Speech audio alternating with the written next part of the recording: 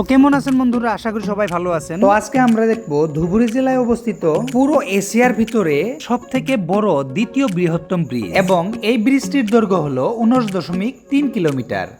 এই ব্রিজটি আসামের ধুবুরীকে মেঘালয়ের ফুলবাড়ির সাথে সংযুক্ত করবে। এই ব্রিজটির নির্মাণকারী হলো জাপান আন্তর্জাতিক সহযোগী সংস্থা, এবং এই সেতুটি 2028 সালের ভিতরেই কমপ্লিট করবে বলে আশ্বাস দিয়েছেন।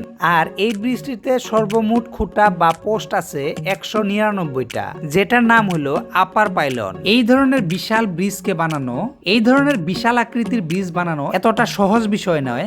দেখুন এই ব্রিজ বানাতে কত ধরনের অত্যাধুনিক মেশিন এবং কত মানুষের কষ্ট প্রয়োজন হয়।